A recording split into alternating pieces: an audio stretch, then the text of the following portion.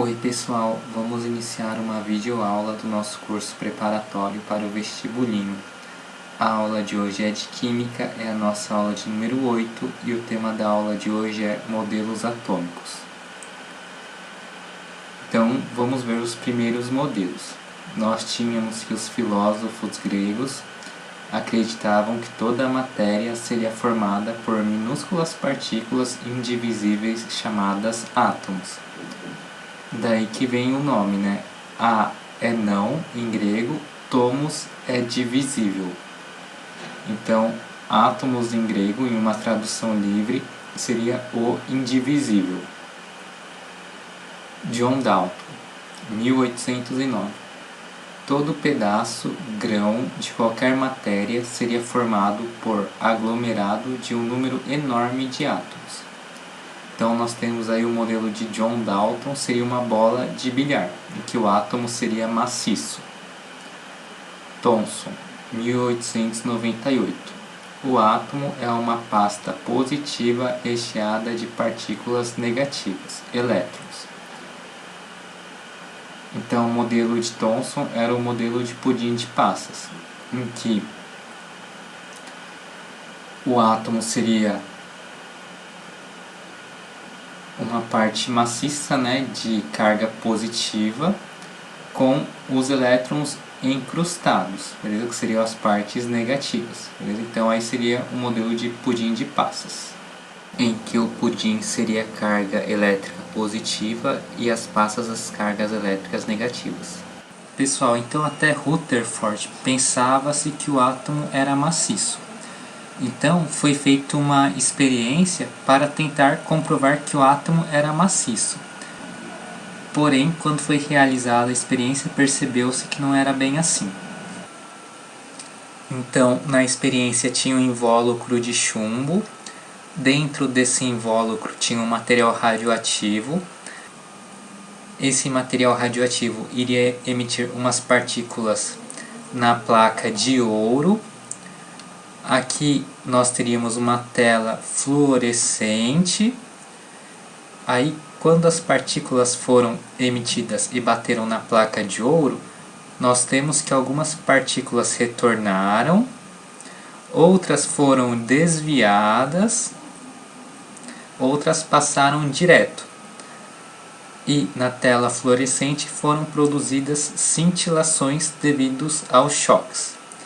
Beleza? Pessoal, então se nós temos aqui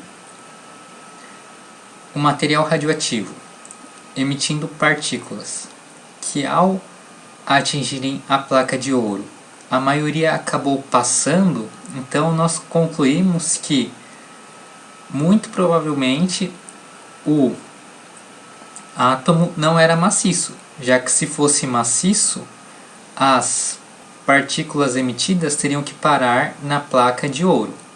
Ou pelo menos as partículas alfa teriam que retroceder ou ricochetear. Mas não foi isso que aconteceu.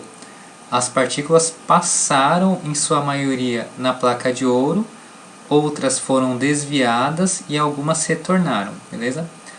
Então, não era mais possível afirmar que o átomo era maciço, então foi necessário criar um novo modelo atômico. Daí que foi criado o modelo de Rutherford, que posteriormente foi aprimorado por Bohr. Então, o modelo atômico de Rutherford aprimorado por Bohr ficou conhecido como modelo de Rutherford-Bohr. Modelo de Rutherford-Bohr. O átomo é composto por duas regiões, sendo o núcleo e a eletrosfera. Então, nós temos aí que o modelo de Rutherford-Bohr é o modelo do sistema planetário, em que nós temos o núcleo, né, que seria o Sol, e nós teríamos planetas, que seria a eletrosfera, beleza? Então o núcleo seria o Sol e a eletrosfera seria os planetas.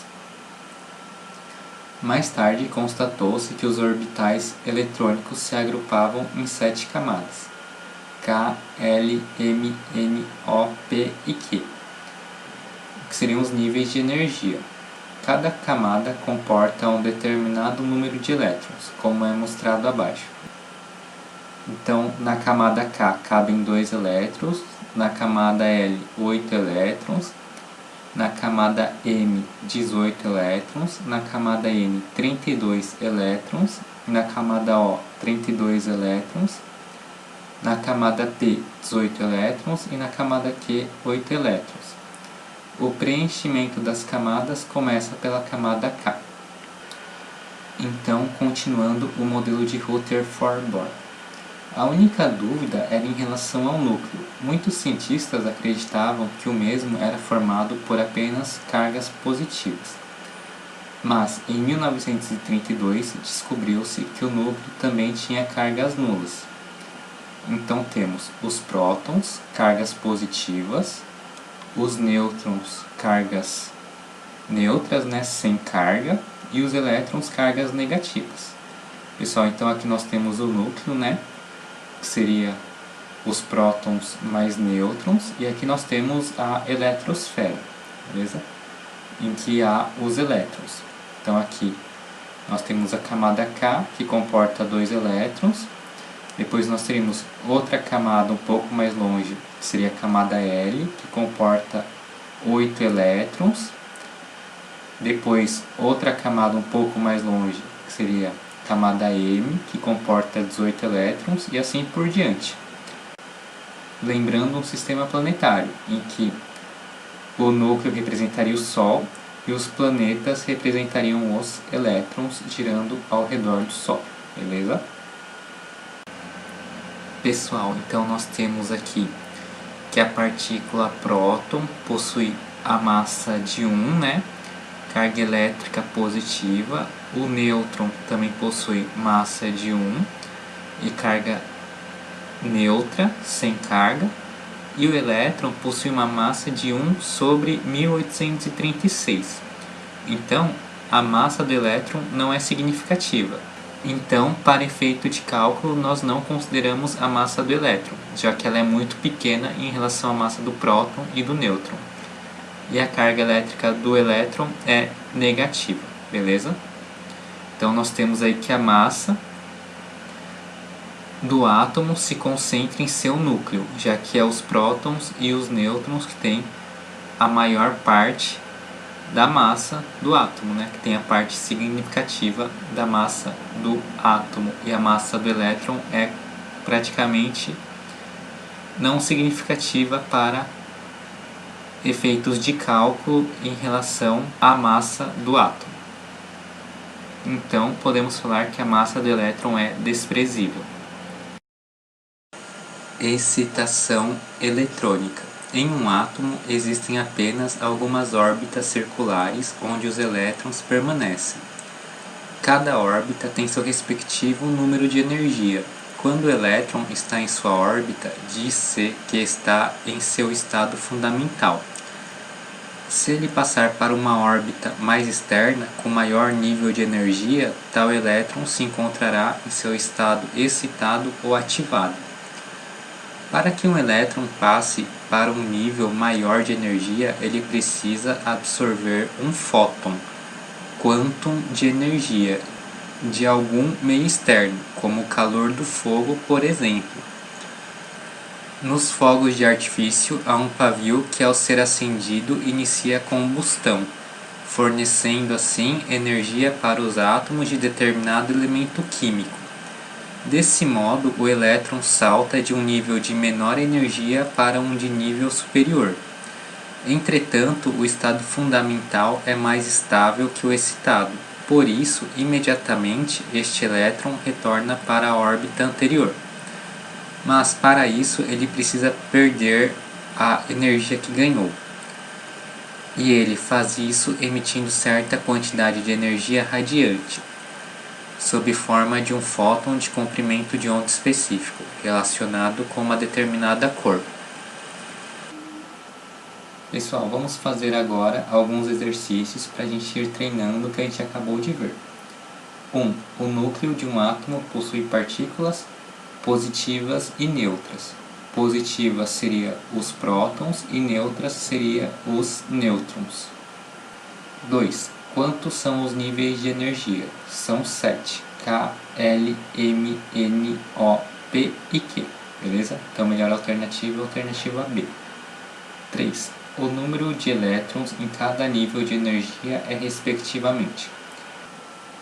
Então nós temos K é 2 elétrons, L 8 elétrons, M 18 elétrons, N 32 elétrons, O 32 elétrons, P 18 elétrons e Q 8 elétrons. Então melhor alternativa, alternativa A.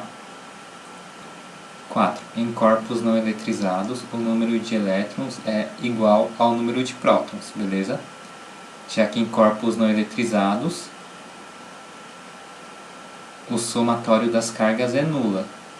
Então, o número de partículas positivas tem que ser igual ao número de partículas negativas, beleza? Então, melhor alternativa, alternativa D. 5. Vamos supor que um próton pesasse 2 kg. Qual seria a massa aproximada de um átomo com 11 prótons, 12 nêutrons e 11 elétrons? Então, nós temos aqui que se um próton pesar 2 kg, o nêutron também vai pesar 2 kg. E o elétron, o peso não seria significativo, então a gente não vai contar o peso do elétron. Então seria 2 kg tem um próton, então 11 prótons vão ter 22 kg. 2 kg tem um nêutron, então 12 nêutrons vão ter 24 kg. Então seria 22 mais 24, que vai dar 46 kg. Então, melhor alternativa, alternativa D. 6. Qual das afirmações abaixo está correta? A. A massa do próton é aproximadamente igual à massa do nêutron. Então, A é verdadeiro. B. A carga de um próton neutraliza a carga de um nêutron. Errado. A carga do próton é positiva e a carga do nêutron é nula, beleza? Então, o nêutron não tem carga. Não pelo fato do próton neutralizá-lo, é que o nêutron não tem carga mesmo. C. O próton é uma partícula sem carga. Errado. O próton é uma partícula positiva. A massa do elétron é 1000 vezes menor que a massa do próton. Então aqui o erro é que a massa do elétron é 1836 vezes menor que a massa do próton. Então, melhor alternativa, alternativa A. 7. Quais as partículas responsáveis pela massa do átomo? Então, as partículas responsáveis pela massa do átomo são os prótons e os nêutrons, beleza? Que fica no núcleo do átomo. Então, melhor alternativa, alternativa A. 8. A massa do elétron é quantas vezes menor que a do próton e sua carga é... Então, a massa do elétron é 1836 vezes menor que a massa do próton e sua carga é negativa. Melhor alternativa, alternativa A. 9. Associe as afirmações a seus respectivos responsáveis.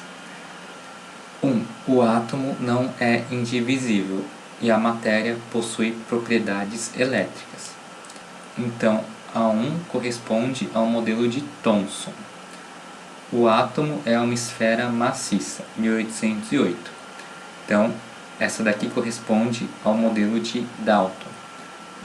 3. O átomo é formado por duas regiões denominadas núcleo e eletrosfera, 1911. Esse modelo corresponde ao modelo de Rutherford-Bohr. Então, melhor alternativa, alternativa B. 10. Assinale a alternativa que completa melhor os espaços apresentados na frase abaixo.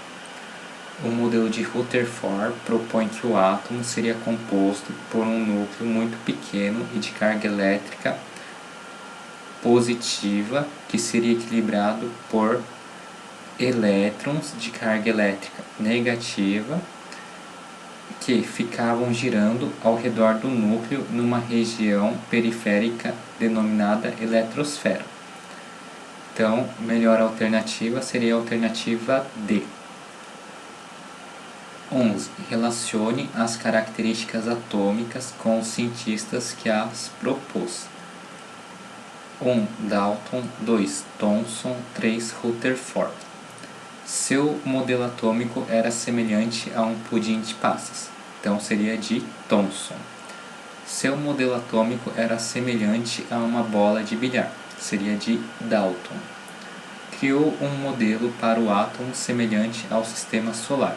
Rutherford. Então, a melhor alternativa seria a alternativa B de bola. 2, 1 e 3. 12. O átomo de Rutherford, 1911, foi comparado ao sistema solar. O núcleo atômico representa o Sol e a eletrosfera os planetas. A eletrosfera é a região do átomo que contém as partículas de carga elétrica negativa, que seriam os elétrons. Então, a melhor alternativa é a alternativa A. 13. Uma importante contribuição do modelo de Rutherford foi considerar o átomo constituído de um núcleo muito pequeno de carga positiva cercada por elétrons. Então, melhor alternativa, alternativa E. Vamos ver as outras alternativas. A. Elétrons mergulhados numa massa homogênea de carga positiva. Isso daqui seria o modelo de Thomson, o modelo de pudim de passas. B. Uma estrutura altamente compacta de prótons e elétrons. Também não. C. Um núcleo de massa desprezível comparado com a massa do elétron. Também não, né? A gente tem que... A massa está no núcleo, principalmente, e não na eletrosfera. D. Uma região central com carga negativa chamada núcleo. Então aqui o erro é que o núcleo tem carga elétrica positiva. 14. Em fogos de artifício, as diferentes colorações são obtidas quando se adicionam sais de diferentes metais às misturas explosivas. Assim, para que se obtenha a cor verde é utilizado o cobre, enquanto para a cor vermelha utiliza o estrôncio. A emissão de luz com cor característica para cada elemento deve-se.